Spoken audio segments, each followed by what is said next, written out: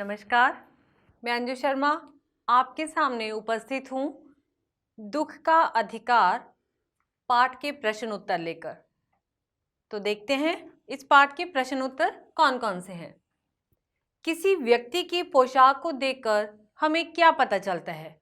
किसी व्यक्ति की पोशाक को देखकर हमें समाज में उसके रुतबे का पता चलता है कि उसका स्थान समाज में क्या है।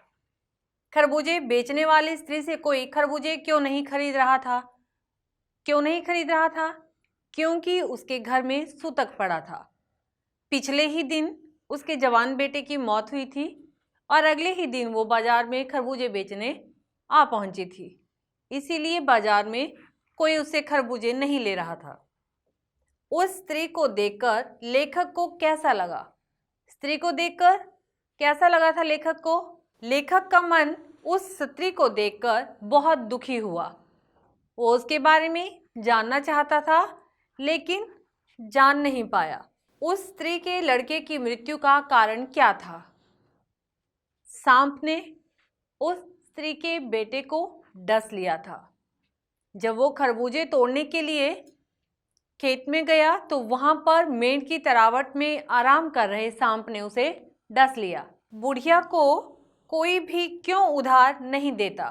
इसलिए नहीं देता क्योंकि उसका बेटा मर चुका था और लोगों को ये विश्वास नहीं था कि बुढ़िया उनका उधार चुका पाएगी। हमारा अगला प्रश्न है, मनुष्य के जीवन में पोशाक का क्या महत्व है? मनुष्य के जीवन में पोशाक का बहुत महत्व है। पोशाक समाज में व्यक्ति का रुतबा तय करती है, उसे सम्मान दिलाती है और कई बार अच्छे उन्नति के रास्ते भी खोल देती है। पोशाक हमारे लिए कब बंधन और अड़चन बन जाती है? पोशाक हमारे लिए बंधन और अड़चन तब बन जाती है जब कोई उच्च वर्ग का व्यक्ति निम्न श्रेणी के व्यक्ति से उसका दुख जानने की कोशिश करता है, उसके बारे में पूछना चाहता है या उसके दुख के बारे में अनुभव करना चाहता है, तो हमारी पोशाक जो है वो अड़चन बन जाती है। जैसे यदि भिखारी के पास जाएंगे, उसके बारे में जानना चाहेंगे, तो जो प्रतिष्ठित व्यक्ति है, जो उच्च वर्ग का व्यक्ति है, वो उसके साथ जमीन पर तो नहीं बैठेगा। ठीक है। अगला है, लेखक उस स्त्री के रोने का कारण क्यों नहीं जान पाया? इसलिए नहीं जान पाया कि वो अच्छी पोशाक में था और हालांकि उसका मन दुखी हो रहा था उस स्त्री को देखकर, लेकिन फिर भी उसकी जो पोशाक थी वो अड़चन बन रही थी, उसे नीचे बैठने से रोक रही थी। भगवाना अपने परिवार का निर्वाह कैसे करता था? भगवाना अपने परिवार का निर्वाह अपनी 1.5 बीघा जमीन में कछियारी करके करता था। कछियारी होता है जब जमीन में सब्जी और फल बोए जाते हैं, उसे कछियारी कहा गया। लड़के की मृत्यु के दूसरे ही दिन बुढ़िया खरबूजे बेचने क्यों चल पड़ी? क्योंकि उसके पास दूसरा कोई रास्ता नहीं था।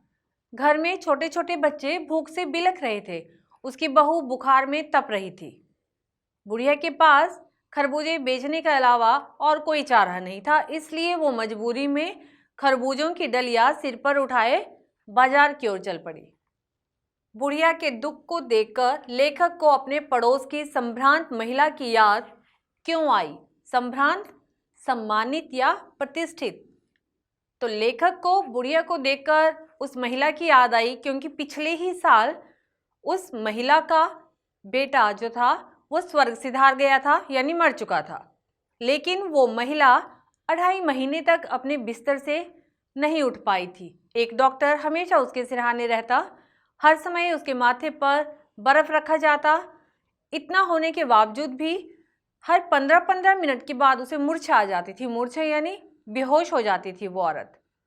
और यहाँ पर जो बुढ़िया है वो बेचारी पिछले दिन ही अपने बेटे की मृत्यु के बावजूद भी अगले ही दिन बाजार में खरबूजे बेचने के लिए आई हुई थी। बाजार के लोग खरबूजे बेचने वाली स्त्री के बारे में क्या क्या कह रहे थे, अपने शब्दों में लिखिए। अब बुढ़िया जब बाजार आई खरबूजे बेचने के लिए तो वहां पर लोग उसके बारे में तरह तरह की बातें कर रहे थे। किसी ने उसे बेहया बताया तो किसी ने कहा कि जिसकी जैसी नीयत अल्लाह उसको वैसी बरकत देता है। किसी ने उसे रोजी रोटी के ऊपर मरने वाली कह दिया कि इनका दीन ईमान सब कुछ भोजन है, फिर चाहे इनका बेटा मरे बेटी मरे, खसम मरे या लुगाई, खसम यानी पति और लुगाई पत्नी, यानी इनकी तरफ से कोई भी मरे, इन्हें केवल रोटी से मतलब है। सभी उसके ऊपर कटाक्ष कर रहे थे। कोई कह रहा था इसके घर में सूतक है और यदि इसके हाथ से कुछ भी ले लिया किसी ने तो उसका तो धर्म ईमान ही नष्ट हो जाएगा। तो इस तरह से उसके बारे में बाजार में तरह तरह की बातें हो रही थी। पास पड़ोस की दुकानों से पूछने पर लेखक को क्या पता चला? लेखक को पता चला कि पिछले ही दिन उसका 23 वर्ष का नौजवान बेटा सांप के डसने के कारण मर चुका था। लड़के को बचाने के लिए बुढ़िया माँ ने क्या क्या उपाय किए। उसने हर संभव कोशिश की, झाड़ फूंक करवाई, नाग देवता की पूजा की, घर में जो भी सामान था वो सारा पूजा की भेंट चढ़ गया। लेखक ने बुढ़िया के दुख का अंदाजा कैसे लगाया? लेखक ने बुढ़िया के दुख का अंदाजा लगाया, उसे बुढ़िया को देखकर संभ्रांत महिला की याद आई। किस प्रकार वो संभ्रांत महिला हर 15 मिनट के बाद पुत्र वियोग में बेहोश हो जाती थी। पुत्र तो इस बुढ़िया का भी मरा था, लेकिन उसके पास बाजार आकर खरबूजे बेचने के अलावा और कोई दूसरा रास्ता नहीं था, क्योंकि यदि वो ऐसा नहीं करती तो रोजी रोटी कहाँ से कमाती, खाने के लिए छोटे छोटे बच्चों को भोजन कहाँ से देती, उसकी बहू जो बुखार में तप रही थी उसे दवाई कहाँ से लेकर आती। तो ये उसकी विवशता थी और वो समझ सकता था कि कितना दुख इस बुढ़िया को भी अपने बेटे के जाने का है, लेकिन उसके पास दुख मनाने का समय नहीं था। अगला प्रश्न है, इस पाठ का शीर्षक दुख का अधिकार कहाँ तक सार्थक है, स्पष्ट कीजिए। इस पाठ का ये जो शीर्षक है दुख का अधिकार बहुत ही सटीक है, बिल्कुल सार्थक है, क्योंकि इस पाठ में बुढ़िया अपने बेटे की मृत्यु के बावजूद अगले ही दिन बाजार खरबूजे बेचने के लिए चली गई।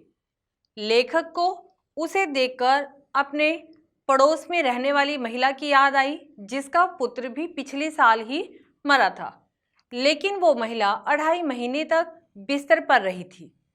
एक डॉक्टर हमेशा उसके पास रहता और उसकी अच्छी तरह से देखभाल की जाती थी। इतना होने के बावजूद 15-15 मिनट के बाद वो बेहोश हो जाती।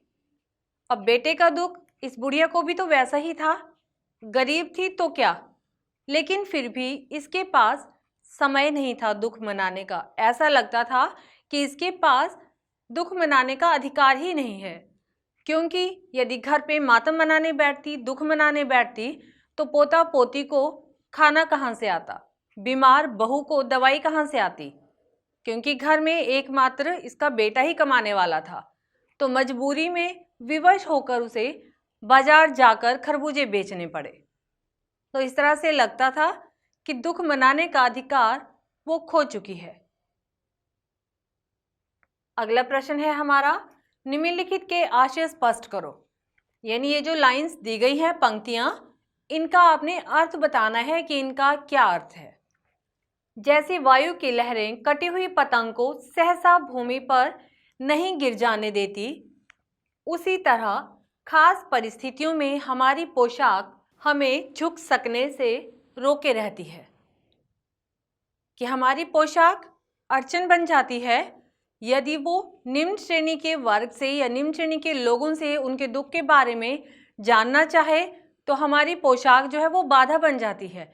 ठीक उसी तरह से जैसे वायु यानी हवा, जैसे हवा कटी हुई पतंग को एकदम से जमीन पर नहीं गिरने देती, थोड़ी देर उसे हवा में ही रखती है, उसी तरह से हमारी जो अच्छी पोशाक है वो निम्न वर्ग के लोगों से उसका दुख साझा करने में अड़चन बन जाती है, वहां पर वो बाधा डालती है। इसके लिए बेटा बेटी, खसम लुगाई, धर्म ईमान सब रोटी का टुकड़ा है। जब वो बुढ़िया बाजार खरबूजे बेचने के लिए गई थी तो वहां पर बहुत से लोगों ने उसके बारे में कई कुछ कहा। उन्होंने बताया कि इसके लिए रिश्तों का कोई महत्व नहीं रह गया है। लोग अपनी जो परंपरा है उसको अधिक महत्व दे रहे थे, जबकि उस बुढ़िया की विवशता कोई नहीं जान पा रहा था। उसे फिर भी ताने दिए गए कि इसके लिए तो कोई फर्क नहीं पड़ता, इन लोगों के लिए रोजी रोटी ही सब कुछ है।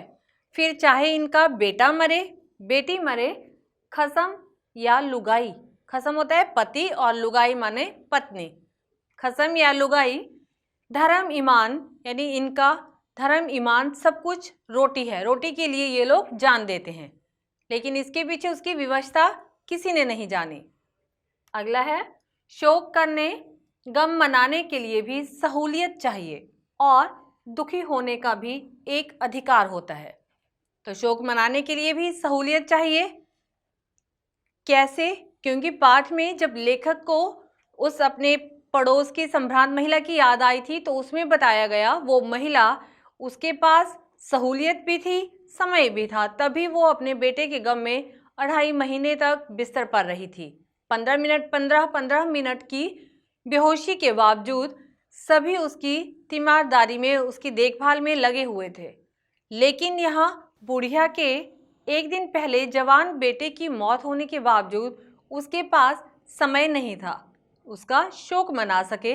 ना तो उसके पास समय था, ना सुविधा थी और ना ही उसके पास कोई सहूलियत थी। सहूलियत और सुविधा एक ही बात है, ठीक है? तो ना तो उसके पास समय था, ना उसके पास उतनी सुविधा थी, क्योंकि घर में धन का अभाव था। अब बेचारी धन की चिंता करती, बच्चों के खाने पीने की चिंता करती या परंपराओं का निर्वाह करती। इसी के साथ हमारे इस पाठ के सभी प्रश्न उत्तर समाप्त होते हैं। अब हमें आगे दीजिए, मिलेंगे हमारे नई वीडियो में किसी नए पाठ के साथ। तब तक के लिए नमस्कार।